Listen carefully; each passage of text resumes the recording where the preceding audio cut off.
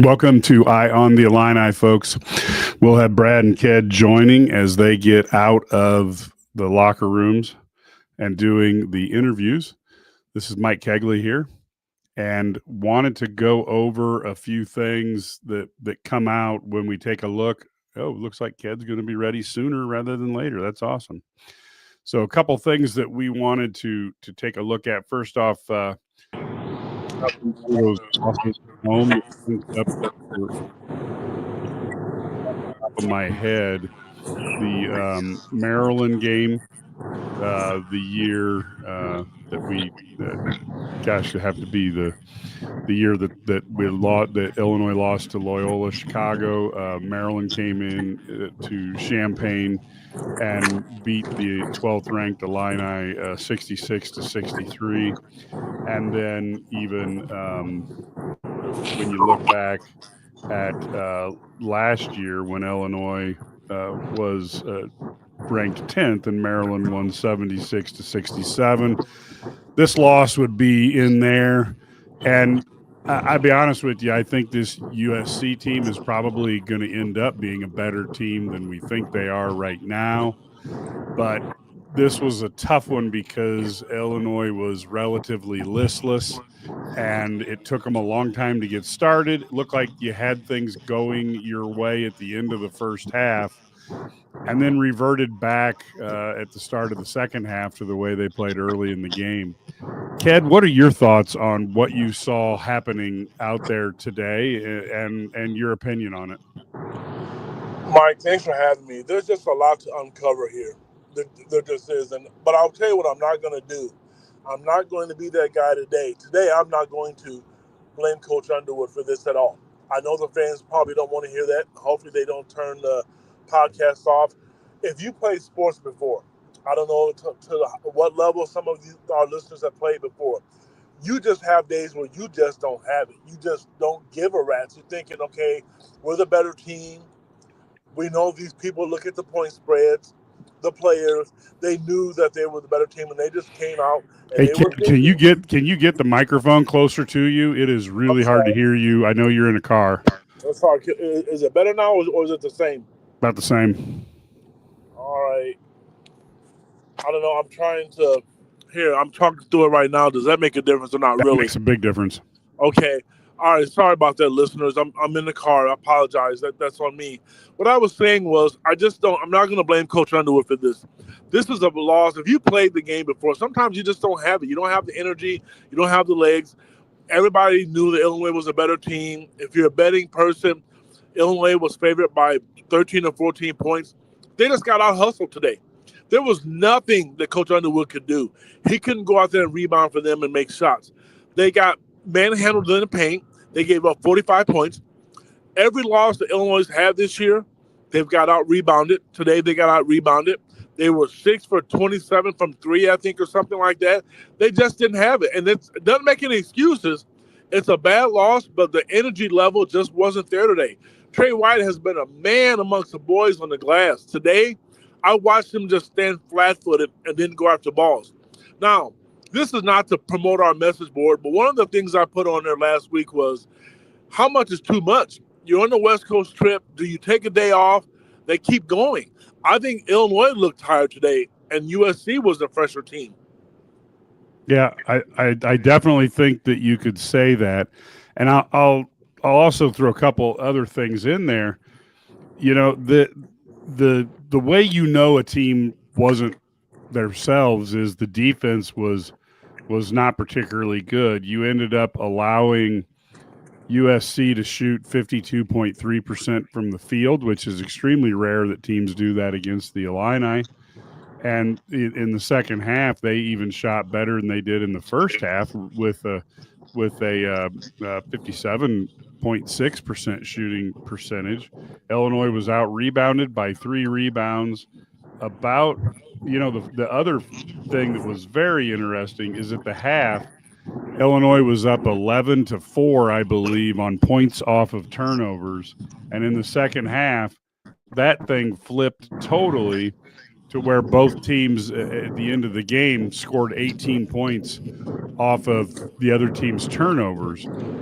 but that was a dramatic switch in the second half that was also part of what was going on in terms of that. And I got to be really truthful with you, Ked. I'm worried about Ivisic, what is going on, because I don't know if he's just got dead legs, which could be, it's a different type of season than he's used to playing. If he's nursing some sort of minor injury, or if he's just in some sort of confidence tailspin, but he just didn't look himself today, and that made a big difference.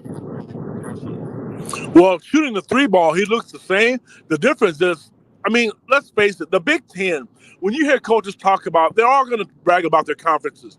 But I have a friend who plays in another conference, and he has another son that plays in the Big Ten. And he made it really clear to me, the coaching in the Big Ten is unreal. The scouting is to detail. I wish all the fans could be blessed to sit at half court like me, Brad, and Matt. You can hear everything.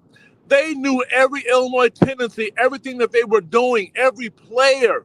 So the scouting is becoming different, and I don't know if he's hurt either, Mike. I couldn't tell you. The three ball, the teams have taken it away. Now, he was really, really effective making layups and bunnies. That's the part that concerns me. He was also really effective as far as blocking shots. Now, for all the fans out there who want to criticize Coach Underwood, play Merez more, they did. So he got his minutes. But you're going to lose a lot of point production if you play Merez, because Merez does all the dirty work. He plays defense and he rebounds, but he doesn't shoot threes the way Ivisic does. So I'm not sure if he's lingering an injury or if he's just tired. It is a long grind, but I'm going to give the coaching credit. Musselman is a good coach. We have to give the other teams credit. They knew everything. To start the game, I even tweeted it. They knew when Ben Rickhouse was going to curl a cut. They were telling the players when to double, which kids could dribble well, which kids would dribble once or twice and pick it up. I could hear every bit of that. When I was sitting closer to the Illinois benches, they did the same thing. So it's a matter of coaching, coaches making adjustments, or players. If I can hear it, I know the players could hear it as well.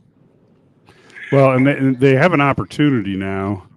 They play Iowa and Wisconsin at home, and then they play. They got to go on the road to Nebraska, and then they play UCLA at home, Michigan State at home, and then they have a road trip to Northwestern and Purdue. But they've got some home games here. They're 10-6 right now. They could change around their season if they can manage to play at this level. I just think this was I guess I'm going to say this, and people can agree with me or disagree with me. It's fine. But I think two things can be true. One is Illinois stunk it up today, and two is that they're probably not in trouble as a team. Am I off base on that, Ked? Mike, no. Here's the deal, guys. You're not going to win every game. Tennessee was undefeated and then went to Florida and got beat by 30. It's going to happen. I know people are upset about it. I know fans are mad. I can hear the comments sitting behind press row. Nobody wants to lose. I understand that. But again, USC's, their back was against the wall. I watched them play Indiana the other night. And the Assembly Hall up there is a tough place to play. USC wasn't afraid. I believe their entire starting lineup is full of transfers. They're old. They were not afraid of the moment. When the State Farm Center got loud, they weren't afraid. They just took it to Illinois.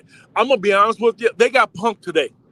And the tougher team won. That's it in a nutshell. I'm not going to overanalyze. I'm not going to go home and sit and cry with some warm milk. They got outplayed. But I'll tell you this, on the flip side of it, I don't see Illinois losing 3 games in a row. I believe Indiana and Michigan State, one of those teams are going to be in trouble. Because if I know one thing about Brad Underwood, and he's not lost 3 games in a row this year, somebody's going to pay the price for losing today. Because whatever it's going to take to motivate them, he's going to do it. He tried multiple lineups. Players got a lot more minutes than what they traditionally had. This one isn't on him. I've been in those games before. I've coached those games before. Sometimes the kids just have to step up. And I know they'll own it, and it won't just be coaches speak, Mike. Well, and it was interesting because I thought this, and of course I hope this doesn't ruin this, but I thought Illinois got the benefit of the call from the referees. I thought there were times that if I was a referee, I thought that USC didn't get as protected on some of their drives, particularly in the first half. And I thought Illinois got the benefit of the whistle. They ended up making an impressive 19 out of 21 free throws compared to 9 of 11 for USC. And yet, even with that advantage, the Illini, that could have been a 20-point loss if the free throws were roughly equal. But I got to be honest with you, I was disappointed at the at what we had in terms of you get the good whistles and you aren't able to do anything else offensively at all. And there was just a lot of this. I felt like.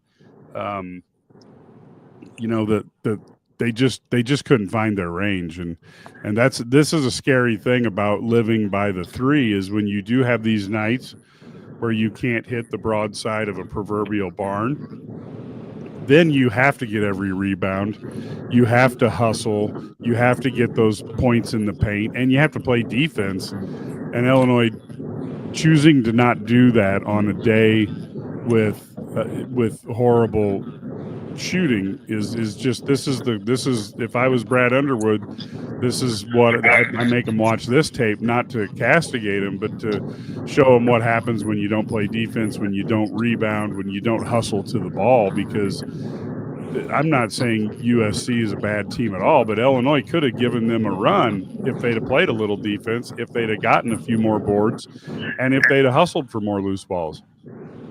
Mike, if you go back and look at the statistics, or anybody, who's listening to our podcast, they didn't shoot well against Penn State. Ben-Hur Brickhouse did. The difference was you had a guy like Trey White, who's the X factor to me on this roster, give you 18 or 20 points. You didn't get that today. There was nobody other than Ben-Hur Brickhouse who was outstanding. I think Draymond Gibbs-Lawhorn may have had double figures. Kylan Boswell figured out his shot wasn't falling, so he went to the basket. The officials did not cost Illinois the game today. Oh, nothing. The officials were on Illinois' side, if anything else. No. Yep. I mean, this I thought Illinois got the big boy treatment today. The refs, I thought they gave a really good. I thought they did a great job of helping. Calling it in slightly in Illinois' favor. I take that type of game anytime I could get it in the Big Ten. Exactly. Now, if there was one complaint, and you know me, I always have to have one. The one thing I did not like about USC, and I noticed it, and a couple other, I said something at press row, and people didn't want to say anything because they don't know it's a rule. I thought it was kind of Bush League. Every time Illinois shot a free throw, and it didn't affect them because they were 16 or 17 from the line, their coaches would all yell something right in the middle of the time the kids were shooting free throws. As a fan, you can do that. But the coaches, you can't. And I think most of them got tired one time because he said a cuss word and asked them to stop. Other than that, I have no complaints because I know the officials could hear it, but it didn't affect the game. I take my hat off to him. His teams play hard, and you're going to have to beat them. They're not, Mike, you just read their schedule. They're not going to roll over. They are a well-coached team, and I could be wrong, but I think I'm right. Didn't Illinois lose to Arkansas when he was at Arkansas and when they were in the tournament in Des Moines when they were 8 or 9 seed? Wasn't he the coach then? So This isn't something new to him. USC hired him because he's a good coach. Now, again, on the flip side, Illinois is going to be fine. I don't care if they win the Big Ten. That's great for people like me to tweet it and to write about it. I want them to get to a Final Four or national championship. This team is capable of doing it. You only need one bad night, but that bad night can happen to anybody. I mentioned Tennessee. I mean, if you think Michigan State's going to go through the conference undefeated, that's not going to happen. I'll tell you listeners what, for those who don't like Kendrick Prince, if you tell me Michigan State's going to go undefeated and they do, I'll retire and I'll never tweet or say anything about Illinois for the rest of my life. It's not going to happen. Teams are going to lose. Well, and again, looking down the stat sheet, Rickhouse had 15 points, 5 boards, 3 turnovers. Boswell had 10 points, 8 rebounds, 6 assists, but 6 turnovers. Riley had 7 points. He had a rebound, a couple of assists, and a TO. Ivisic had 7 points, 3 boards, 1 assist. Trey White was at 11 points, 4 rebounds, two assists, and 2 turnovers. Gibbs Lawhorn kid was at 11 points, 2 rebounds, 1 assist, and a couple TOs.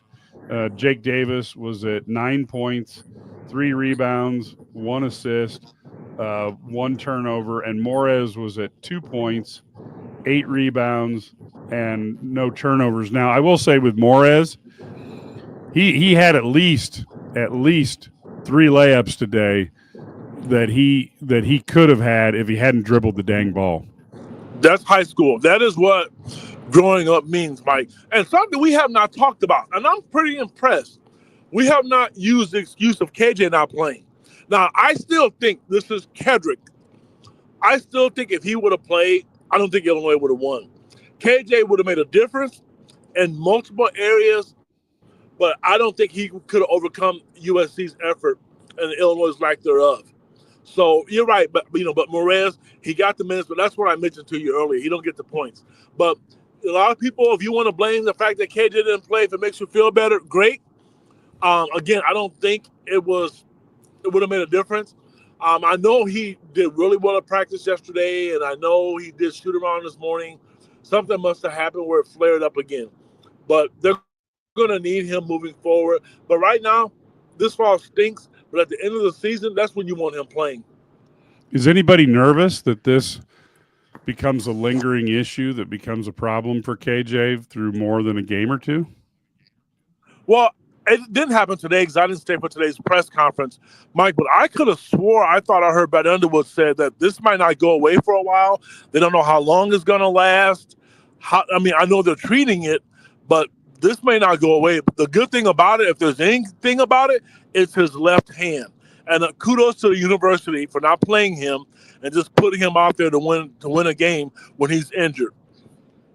Yeah. Yeah, because I guess as I looked at it, that was the biggest concern I had. And I'm going to I know you're driving, so you're not going to be able to necessarily read all of these. But I will tell you kind of the interesting tone that I see going through here is, I can't remember the last time Underwood broke out the eraser board. And I'll be honest with you, when I look at that, I've seen him do it. And, I don't know. It seems like most of the time when you're coaching a team, you've got a pretty good idea of what you're going to do. And then you may need the eraser board sometimes to put out, to show something. I think the issue today was one of, I just wonder if the players looked at the 10-6 record and looked at the loss at Indiana and thought to themselves, well, we're going to beat these guys. And I wonder if they thought just the word Illinois on one jersey and the word USC on the other jersey was why they were going to win it. I don't know if it did. It just didn't look like the team. They didn't come out with the fire they would if it had been Purdue across the court from them. Mike, you're exactly right. And I read that on Twitter before I signed off to come home. I can't believe we were a 13, 14-point, favorite and we lost. You're right. They were flat. The bad thing about this, one of the other ones, it was a 11 o'clock game, so fans are going to be miserable the whole day. I'm sorry. I'm just not, because I know and I'm going to tell you what, it's probably going to happen again. But they're 18, 19, 20-year-old kids. It's going to happen to other teams. Let's look at Oklahoma. They were one of the best teams in the country, one of the last 3 or 4 teams in the country to not lose a game. They've lost 2 or 3 in a row, Mike, and they were ranked 10th in the country. It is going to happen. I'm sorry, it just is. I don't like it either. Nobody does. But if you go undefeated in today's world, I think that's great. But like I said to you, Michigan State's at the top of it, and then people are automatically going to change their tunes. Michigan State's the favorite. then as soon as Illinois goes on another 3 or 4 game winning streak, they're going to be the favorite. I'm not one of those guys. I don't panic, and I'm not going to panic. This team's going to be fine. For those out there who are frustrated, go back, get some milk, Kool-Aid, orange juice, vodka, Hennessy, whatever you want to drink, and reminisce the Oregon game, and you'll feel better. Well, and look, a team is never as good as they are during like the Oregon game, and a team is never as bad as they are during a game like this. You know, if you really want to take a look at Illinois this season, you'd probably throw out the Oregon game and you'd throw out this game, and then you'd take a look and see what you have left. I do think there was a couple things that they'll be able to work on this. I really thought that the big issue, I guess, that was surprising to me was the defensive help rotation on the backside. Was like they almost forgot what they were doing. And they had been so good at that recently. That, to me, was probably the biggest shock factor as to that. And folks who are listening to this in podcast or you know, just over your Twitter and you're not watching, Brad Sturdy has entered the media room. So we will take a couple of opening comments from Brad to kind of set the table for what is going on with what his impressions are of the game today. Brad? Yeah, it was really just poor performance. Effort was not great. Underwood talked about it. He blamed himself for being reactionary to them on what they were doing, afraid to give up some threes from AG, you know, a guy who'd made, 6 in his career or something like that, 2 in the season. He made 3 today. So I think there was a lot of things that went wrong, but they just didn't have energy. They came out lethargic. They came out slow. And Brad Underwood said before, in the post game that he felt it this morning after breakfast. He was trying to make them have more energy, and you can't really do that. And it's not something that's easy to explain. But it is what it is. And, they've had other games where I thought the biggest issue, I thought USC was really physical. And I thought they just really were too physical for Illinois. And in other games you've had where even Washington, I thought Washington was really physical with Illinois, gave them trouble. Tennessee was really physical, Northwestern. So you kind of look at this thing. Now you think, well, maybe that's something they can overcome when you have a lottery pick. But it's more difficult when you don't have him to kind of bail you out. Okay, I've got a question for you then, Brad. So Illini fans will be looking at that game at Indiana on Tuesday, and then next weekend playing Michigan State, both of them on the road. And you talked about physical gives Illinois trouble. So what is the answer here that helps Illinois split those games or even go 2-0? What do they need to do? Because those are two teams that are going to be physical. Well, they got to get away from all the ISO stuff they did today. Everything was one-on-one, guys just pounding the ball. Ball was bounce, bounce, bounce. So it's hard to create lanes when there's no cutting. They didn't get any basket cuts. They didn't get anything like that. And, Underwood said Evasich only played 17 minutes, his lowest minute total of the season. And Brad said that affects their offense. Also creates, he's also their leading rebounder, and he's also a guy who can space the floor. So you take all that out, it really makes it more difficult to do things. And there's not the cuts, there's not the back cuts, and it takes off pressure. And so when you don't have that, then there's no pressure release. And so I think that's a big part of it. But he's got to get tougher and he's got to finish around the rim. I think that's true of all of them. From on down, they struggled to finish today, missed some easy baskets inside, and didn't take some balls up when they were literally a foot from the rim, which was really strange the way they played. But it's just like an up and down. It's college basketball. These are college kids. They're going to have days when they're bad. And can you survive and find a way to win when you don't play well? Well, they couldn't today. And we've talked about a lot. There's going to be about 10 games when you're lighting it up. It's going to be at 10 days that you're okay, and then 10 games in the 30 you're going to be terrible, and you got to find a way to grind out wins when you didn't. They did not do that today. And they were clearly bad. I thought the hall was pretty dead, or State Farm Center was pretty dead compared to normal, no students, so it didn't have the same energy. So they'll be back soon. But yeah, when you go on the road, this team's been pretty good on the road. They stay focused. So now you got to find a way to, and I think if they split these games, it'd be good. If you sweep them, then that's great. If you go 0-2, you start to wonder where you're at. You probably drop out of the top 25, and you're starting to wonder where you can fit in this Big Ten race. And Brad, I asked the same question to Ked, so I'm going to ask it to you.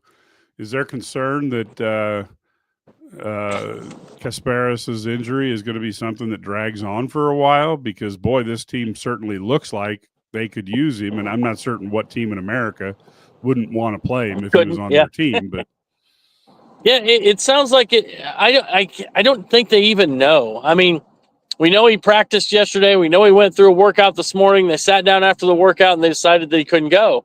And going into that, they were expecting him to play. And that's hard to. It's one of those things. But Brad doesn't really get caught up in that because he can't. The doctors make those decisions. So. But he's doing a lot of things. He's dressed. He's fully dressed. He's got he's ready to play when they start out their morning pregame workout. But it wasn't good to go. And so hopefully, with some treatment tonight and tomorrow and Monday, he'll be able to go on Tuesday. Obviously it changes the game. I mean, having a guy like that on the team is different. And, Musselman even said that, he's a lottery pick. Everybody wants him on the floor. And when you lose a lottery pick, you might be able to get through it for one game, but the longer it goes, the more difficult that is. And that's what happened. That's one of the things that happened today. But at the end of the day, though, Illinois still had an opportunity. They just had to play a little tougher, play a little stronger, play a little better, and play a little smarter. And they still could have won today. Yeah, I think that's probably good. And Brad, when you head to Indiana to cover the game, if you could stop by a Kentucky Fried Chicken and get a bucket of chicken and maybe sacrifice that to Joe Boo on the way down to Bloomington, that might be what they need to come out of this funk. As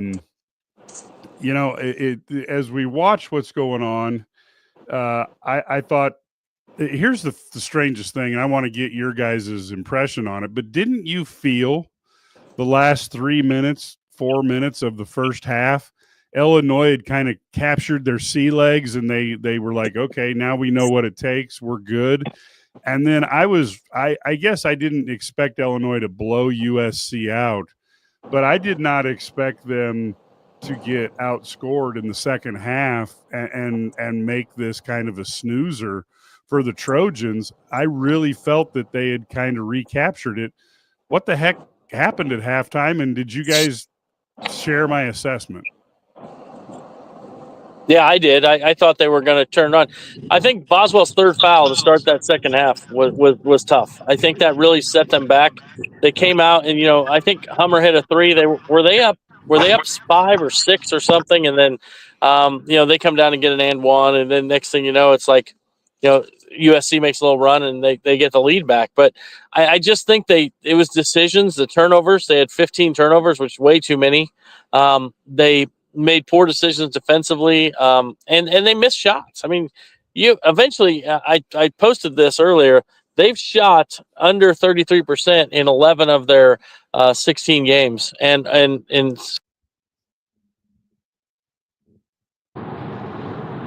yeah, that's concerning. And you guys have listened to me enough over the years that I start whining about, is this what they are as a shooting team? Ked, what are your thoughts? No, I think they're a much better shooting team. But Mike, the one thing that I mentioned earlier, they just got a man. I mean, like I said, they gave up 46 points or something like that, I believe, in the paint. They didn't want to guard the AG kid who came in, who wasn't a great shooter. Then he started knocking down shots. That's something that, didn't happen. But to start the second half, to answer your question, Illinois had the momentum going in at half. But this team, USC, just came out and punched them right in the mouth again. And as good as a defender as Kylan Boswell has been, Trey White has been, and Drayvon Gibbs-Longhorn, they had no answers for Claude. Nothing. Claude, They had no answer for him. He got to the basket at will whenever he wanted, and if he wasn't, scoring, he was putting it in position where his teammates could score. They just came out. They knew Illinois was going to come out and push, and they just pushed harder. And like Brad said, and I said at the start of this podcast, they're college kids. It's going to happen, and unfortunately, it just happened to Illinois today, and it's going to look like a bad loss on paper, but I'm going to tell you, I think this U.S. team is physical. I think they're long. When I walked into the stadium, because I read about it, when I walked into the stadium, the first thing I noticed, because when you leave, coming to the media room, coming out to the floor, you see the visiting team. They're big. They're long. Everybody in the starting lineup, I believe, was 6'6" or taller. Yeah, no, and I got to be honest with you, that was one of the things that Brad and I talked about on this week's Illini Guys Sports Spectacular. Is this a big team? And they were going to cause some issues, and it was a bad night to not have a bad 11 a.m. start to not have a 6'6" point guard / shooting guard on your roster that was available, because that would have taken some pressure off of Boswell. And when he went in there, he really did look like he was going in amongst the trees, so to speak, as he went in against them. Couple other comments coming. A lot of Will Riley is not. He's a huge disappointment. I guess I would say that I think he's walking the walk of a more normal freshman.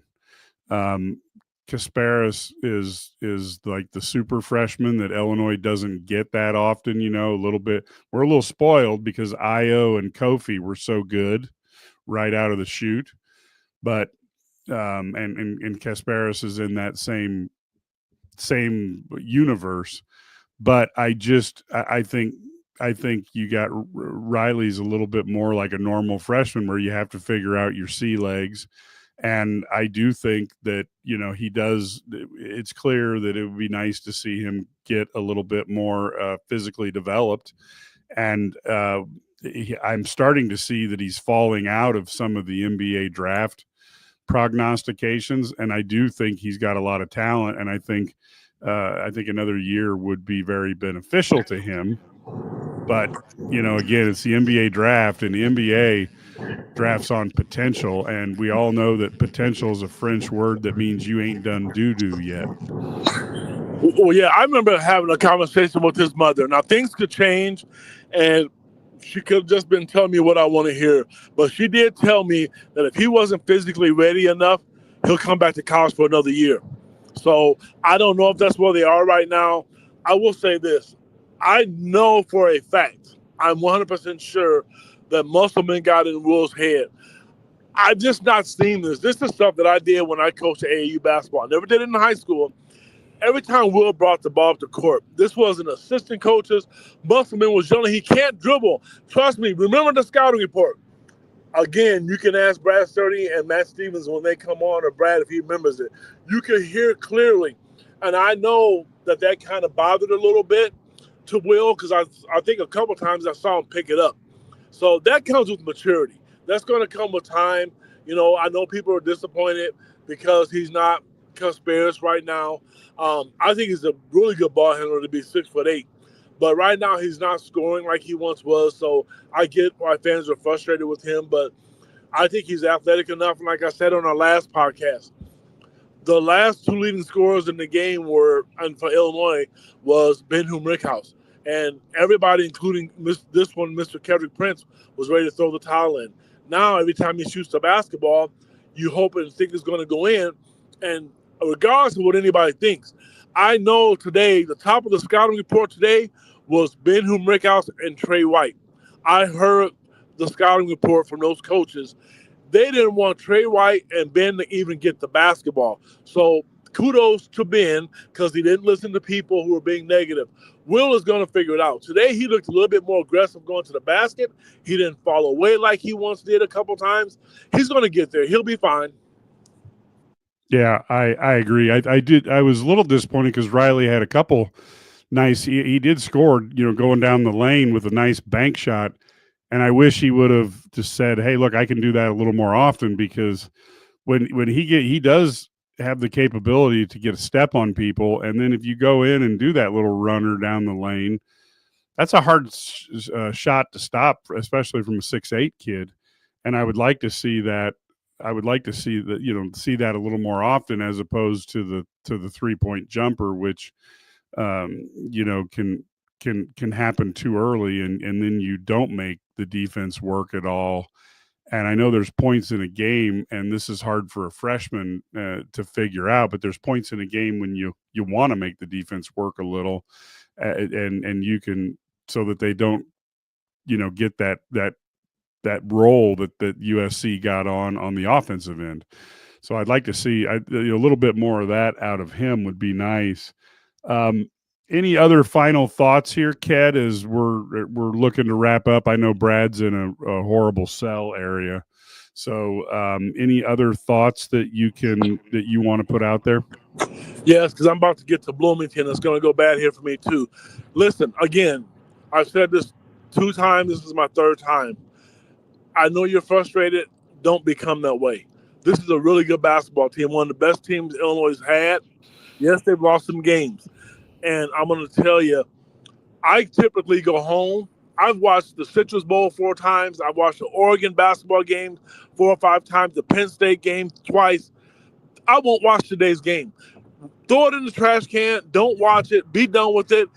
Get ready for the next game at Indiana and see how they perform at Michigan State. This is one of these games where you get to be a coach and just say, we're going to throw this in the trash. We're going to be prepared, and we're going to be ready to go out, and we're going to fight Indiana on a hostile environment on the road. Hopefully KJ will be back.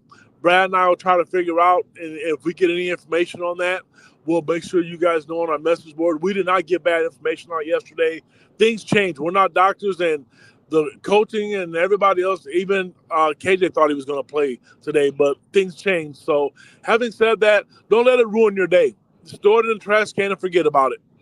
Yeah, and I'll let you go, Kat. I'll go through some of the comments and address some of those. I will say, when they say it's a game time decision, all you guys were reporting is what it looks like the day before, and even the morning of it turns. It turned into.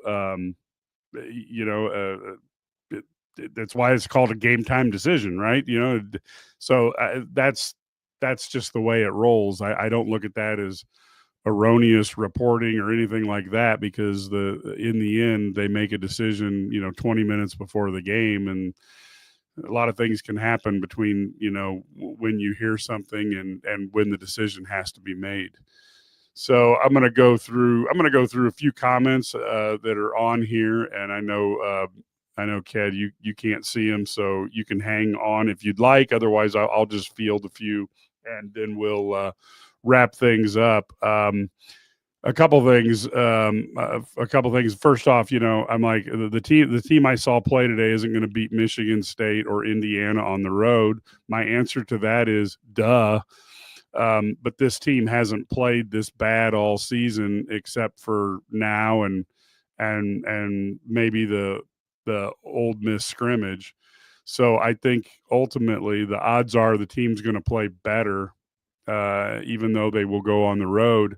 I expect them to go for a split, but I can tell you, if you ever get the chance to meet Brad Underwood, he's not playing for a split. He's going to play and go into those games with an attitude that they're going to go 2-0. So now they got to go out and execute better than they did today, because, again, I think it's very fair to say this was a super stinker game, and the team is still a pretty good team. The part about the Big Ten is so deep it's going to be rough. I think that's very fair.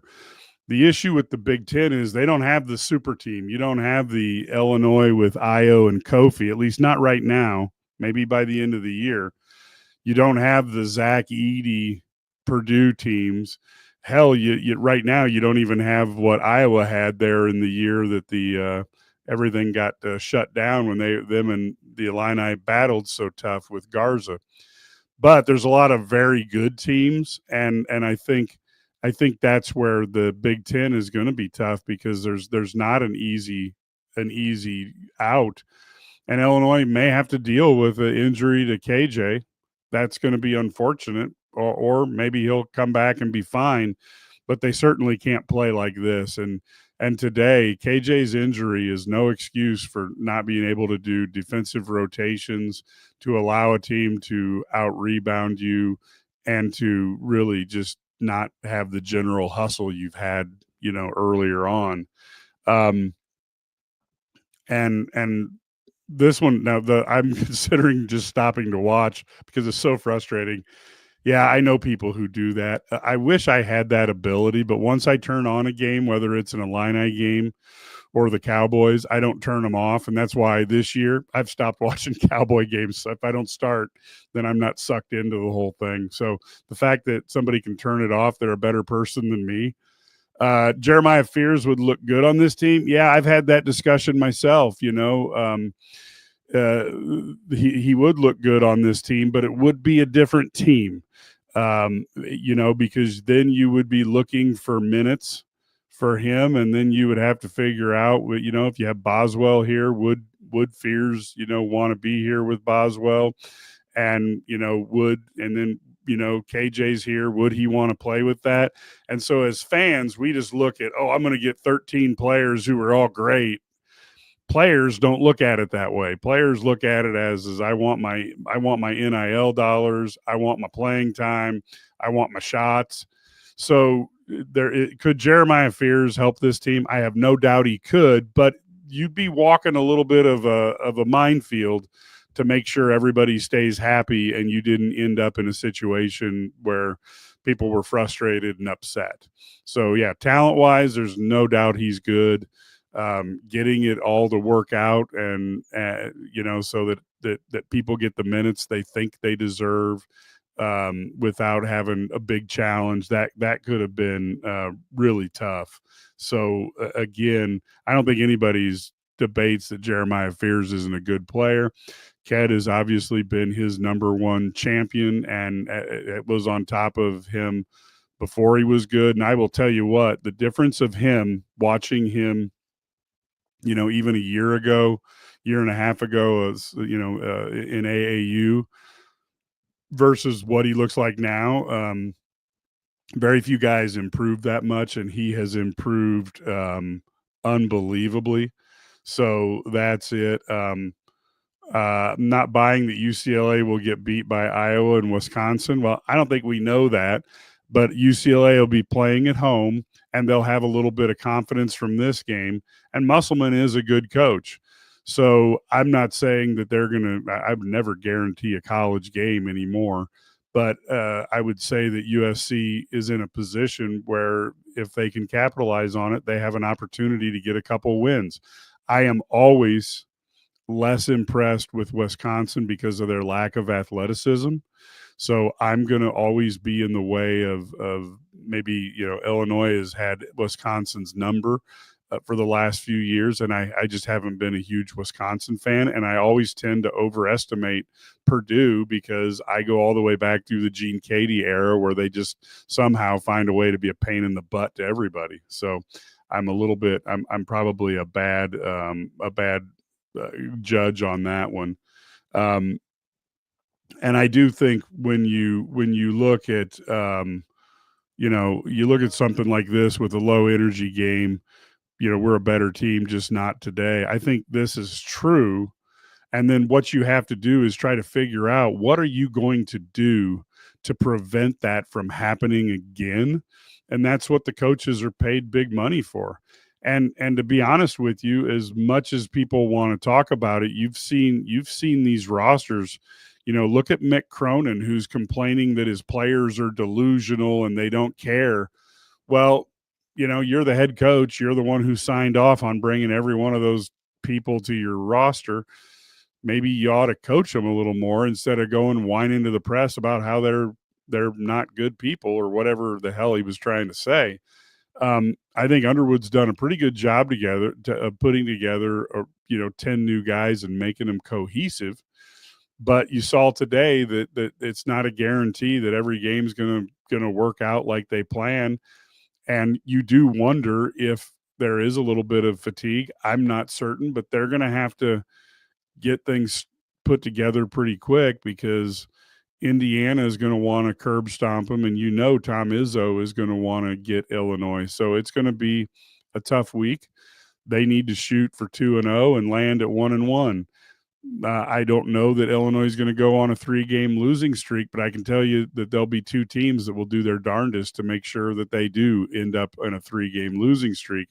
And people lose perspective on the fact that with the transfer portal and with NIL dollars, the teams are probably closer together than they've been in quite some time across college football and basketball. So you're going to have upsets, and you're going to have teams that if you don't hustle, if you don't bring it from an effort standpoint, you're probably going to lose. And in the old days, you could roll into Northwestern and know that you could sleepwalk the whole game, play the last 2 minutes, and beat them. Well, there's nobody in the Big Ten like that this year.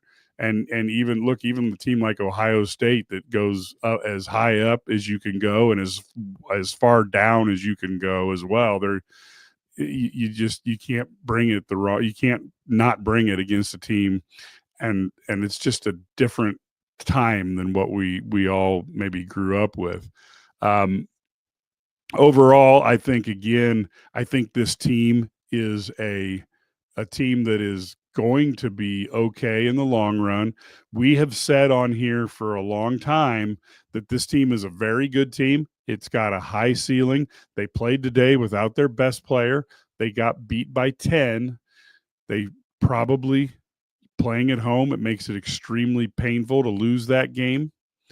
And I don't know, maybe if this was a road game, KJ would have played. But because it was a home game, they rolled the dice to see if the home court advantage would work. Hard for me to tell, but like I said, the team didn't have it today, and they've got to figure out on those nights when they're cold. They've done it throughout this season. You got to play defense, and you got to rebound. And today, I felt like the rebounding focus wasn't there. Morez at 8 boards and Boswell, I think they kind of carried the water for the team. And the rest of the guys, again, it was hit and miss, but they've got to be more focused on that. And even to the point where instead of saying, I'm going to get the rebound, you go, I'll be darned if the guy that I'm blocking out gets it. And so that was something that they didn't have. And again, the part to me that was most frustrating is there weren't weak side help rotations that Illinois has actually been pretty good at, and they just disappeared today. So when you look at a few of those things, you just wonder if they were tired or what happened. And I think it's fair to be disappointed at the effort level today, and it's also fair to say this team's got plenty they can learn from it, and they should be okay as long as they don't repeat that level of performance. So with that, folks, we will be back. We've got, of course, coming up on Tuesday night, Illinois is at Indiana, 6 p.m. It's going to be a tough game. There is no way of cutting around that. And so that should be one that we'll see how much they want to battle. Indiana is very talented. They don't do great from the 3. So if you can force them into making 2-pointers and Illinois is doing anything from the 3-point line, they can make this a game.